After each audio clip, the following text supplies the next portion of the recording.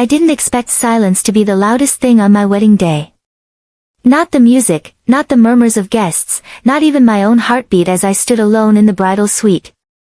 Just the silence of a phone that refused to light up with the names I had been waiting for my entire life. The room was beautiful in the way money carefully arranges things.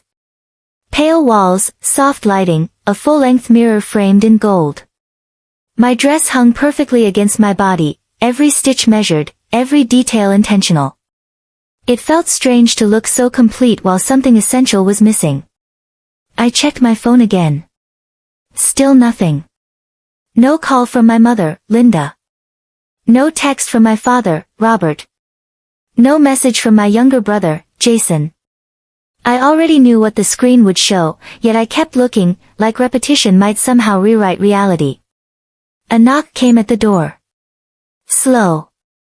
Polite. Cautious. The wedding coordinator stepped inside, her smile professional but tight around the edges. "We're ready when you are," she said. Then she hesitated. "Your family hasn't arrived yet." I met her eyes in the mirror. "They won't." She nodded, understanding more than she said, and quietly closed the door behind her. Outside, rows of white chairs faced the vineyard, filled with guests who had traveled miles to be here. Friends. Colleagues. People who had chosen me. In the front row, 3 seats remained empty. Reserved. Untouched. They looked louder than all the others combined.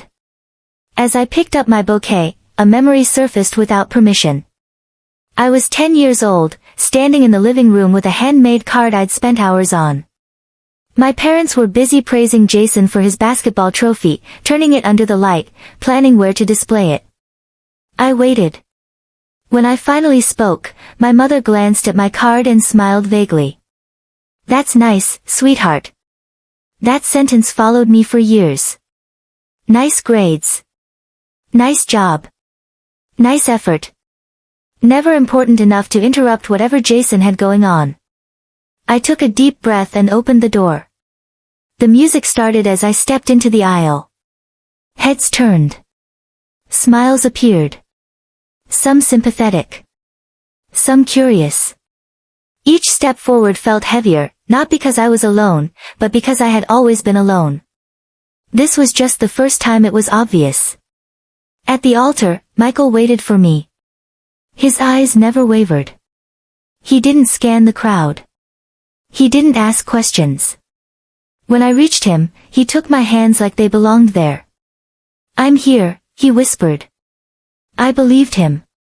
The ceremony passed in a blur of vows and promises, words about love and partnership that felt deeper than tradition.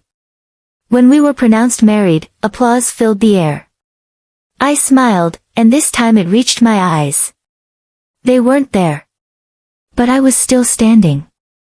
The reception glowed under string lights as laughter and music replaced the ache in my chest. Michael's family welcomed me with open arms, no hesitation, no conditions. Friends toasted to new beginnings. Someone said I looked radiant. Someone else said I was lucky. I didn't correct them.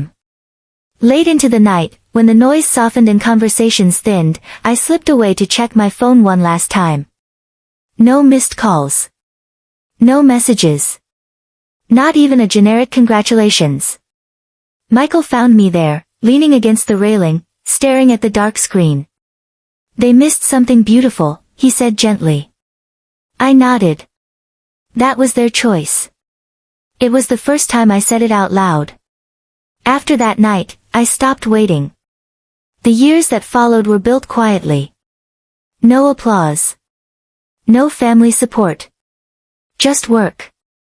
Long hours. Failed pitches. Empty savings accounts. I learned how to bet on myself because no one else ever had. When my company finally succeeded, it didn't feel like revenge. It felt like survival paying interest. An acquisition. A number large enough to change everything, yet somehow meaningless without an audience to impress. Months later, I bought the car. A midnight blue Porsche. Clean. Precise. Powerful. Not flashy, just undeniable. I didn't buy it to prove anything. I bought it because I could. Because wanting something was finally enough reason. I parked it in my driveway and stood there for a moment, keys warm in my hand. Then I took one photo and posted it online. No explanation. No bragging. Just a moment frozen in sunlight. 3 days passed. Then my phone rang. Hello. I answered. There was a pause. Then a voice I hadn't heard in years. Emily, my mother said, suddenly certain of my name. It's Mom. We need to talk. And just like that, after years of silence, they remembered I existed. The drive back to my parents' house felt unreal, like moving through a memory that had already lost its meaning. Every street looked exactly the same, preserved in time, while I had changed so much they no longer recognized me without proof. I pulled into the driveway slowly. The Porsche's engine went quiet, but my thoughts didn't. I sat there for a moment, hands resting on the steering wheel, steady. I wasn't nervous. I was prepared. The front door opened before I could knock. My mother stood there, her eyes flicking past my face almost immediately, landing on the car behind me. Her expression shifted in a way I knew too well. Surprise. Calculation. Approval, sharpened by disbelief. That's yours? She asked. Yes, I said. She stepped aside to let me in, offering no hug, no welcome. Just space. Inside, nothing had changed. The same furniture. The same framed photos lining the hallway. Jason at every age. Jason with trophies. Jason with awards. Jason with smiles I remembered watching from the edges of rooms. In the dining room, my father sat at the table, posture rigid, folders stacked neatly in front of him like this was a business meeting. Jason leaned back in his chair, scrolling on his phone, not bothering to look up until my footsteps stopped. Emily, my father said. Sit down. I stayed standing. Why am I here? He slid a folder toward the empty chair across from him. Jason's company is going through a rough patch. Jason sighed, finally looking up. It's temporary. The bank doesn't agree, my mother said quickly. There are overdue payments. The house is at risk. I waited. I knew better than to fill the silence for them. We need help, my father continued.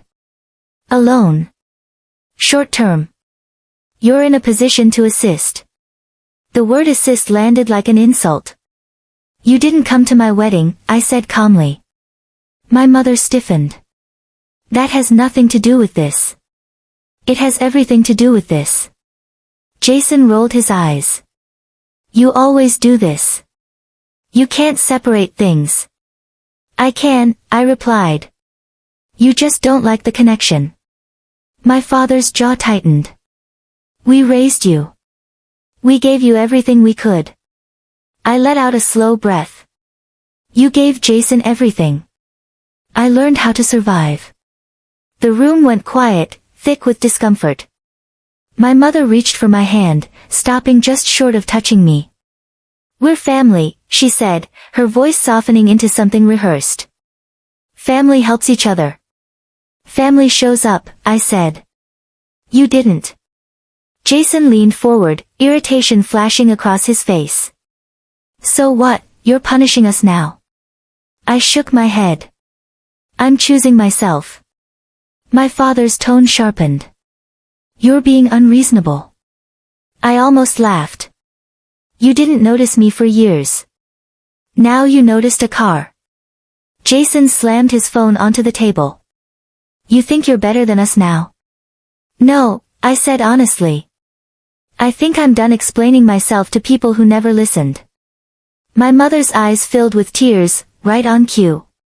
If you don't help, everything falls apart. I looked at her, really looked at her. At the woman who had taught me early that love came with conditions. You already let everything fall apart, I said quietly. I just wasn't allowed to matter until now. I turned toward the door. My father stood abruptly. If you walk out, don't expect us to forget this. I paused, hand on the handle. You already forgot me. I left without touching the folder. The drive home felt lighter. Not easier, but cleaner. The kind of clarity that hurts at first and then settles into something solid. That night, I sat in my car long after pulling into my driveway, the house dark and quiet behind me. I rested my forehead against the steering wheel, not because I was weak, but because I was finally letting go of something I'd carried my entire life. I wasn't cruel. I wasn't selfish. I was done begging for a place I had never been offered. And for the first time, saying no felt like freedom. 2 weeks passed without a word from my parents. No calls. No messages. The silence felt familiar, almost comforting, like returning to a language my nervous system already understood. I told myself that was the end of it. I was wrong. The call came on a Tuesday morning, right as I was reviewing quarterly projections with my finance team. My phone buzzed on the table. Unknown number. I ignored it. Then it rang again. And again. I excused myself and stepped into the hallway. Emily Carter, a woman said when I answered. Her voice was calm, professional. This is Denise Harper. I'm calling from Harper & Lowe Legal. My chest tightened. Yes? I represent a private lender conducting a background verification, she continued. Your name appears as a guarantor on a pending loan application. The words didn't register at first. That's impossible. That's what I thought, Denise said carefully. Which is why I'm calling you directly. Did you authorize your father, Robert Carter, to list you as financial backing? The hallway suddenly felt too narrow. No, I said. Absolutely not. There was a pause. Then you need to know this immediately. Your signature was referenced verbally, not formally. The lender assumed consent based on family relationship. Family relationship. I thanked her and ended the call, my hand shaking as I lowered the phone. They hadn't just asked for help. They had tried to take it. Anger came fast and sharp, burning away any remaining doubt. I didn't cry. I didn't hesitate. I grabbed my keys and drove. When I pulled into the driveway this time, there was no hesitation. I walked straight to the door and knocked once, hard. My mother opened it, startled. Emily. I know what you did, I said, stepping past her. Everyone was there. My father stood near the dining table. Jason sat on the couch, stiff, avoiding my eyes. You tried to use my name, I said, my voice steady but cold. You tried to make me responsible for your debt without my consent. My father straightened. We assumed you would help. You assumed because you've always assumed I would clean up your mess. My mother rushed forward. We were desperate. You were entitled, I snapped. Jason finally spoke. You're overreacting. It's just paperwork. It's fraud, I said. And you know it. The truth spilled out then, no longer contained. Retirement funds gone. Second mortgage taken. Loans stacked on loans. Years of pretending everything was fine while pushing the consequences forward. All for Jason. They hadn't just favored him. They had sacrificed everything else for him. Including me. You never saw me as your daughter, I said quietly. I was a backup plan you forgot existed until you needed one. My father's voice dropped. We did what we thought was best. For him, I replied.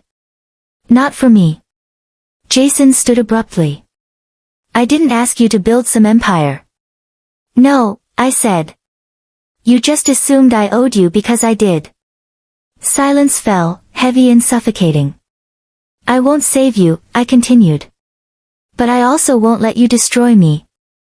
If my name appears on anything again, I will take legal action. My mother started crying, real tears this time. You'd really do that to us? I looked at her, feeling something finally settle into place. You did worse to me for years. You just called it parenting. I turned toward the door. My father didn't stop me. Jason didn't follow. No one called my name.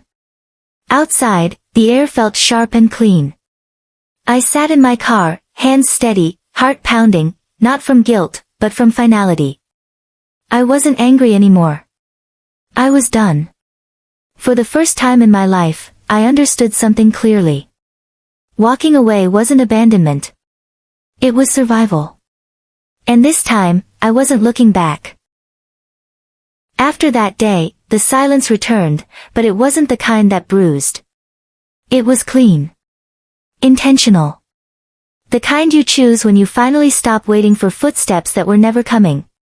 Weeks passed. Then months. No calls from my parents. No messages from Jason. No sudden emergencies or half-hearted apologies. Just distance. And for the first time in my life, distance felt like relief. I threw myself into work, not to escape, but to build. My company expanded into new markets. I hired carefully. I invested thoughtfully. Every decision carried weight because everything I had was earned. Nothing was borrowed from guilt or obligation. At home, Michael noticed the change before I did. I slept better. I laughed more easily. I stopped flinching when my phone buzzed. You're lighter, he said one evening as we sat on the back porch, the sky fading into deep blues and golds. I let go, I replied. And I meant it. One afternoon, months later, I drove through my old neighborhood without planning to. Muscle memory guided the turns. When I reached my parents' street, my foot hovered over the brake out of habit. Their house looked smaller than I remembered. A foreclosure sign stood in the front yard, stark and white against the grass. The curtains were drawn. The driveway was empty. I didn't stop. As I drove past, I felt something unexpected, not satisfaction, not sadness. Just confirmation. The story I had lived my entire life finally made sense. That night, I sat alone in my office long after everyone had gone home. City lights blinked beyond the windows. I opened a document on my laptop and reread something I'd written weeks earlier. A foundation proposal. Scholarships for young women starting businesses without family backing. Mentorship programs. Emergency grants for those who had learned too early how to survive alone. I signed it. Not out of spite. Out of purpose. I didn't post about it. I didn't announce it. Some things mattered more when they stayed quiet. Later, as I pulled into my driveway, the Porsche gleamed under the porch light. I paused before going inside, thinking about the strange way things had come full circle. That car hadn't changed my life. It had revealed the truth. They hadn't remembered me because I mattered. They remembered me because they thought I was useful. And when that illusion broke, so did the last thread tying me to who I used to be. Inside, Michael was already asleep.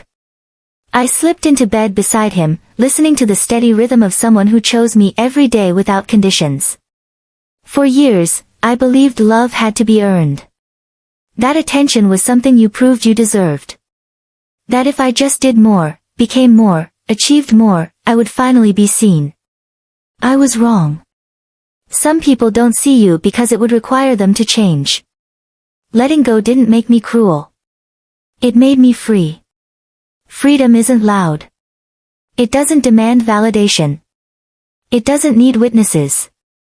It shows up quietly, in moments where you realize you're no longer explaining your worth to anyone. I closed my eyes, feeling peace settle where longing used to live.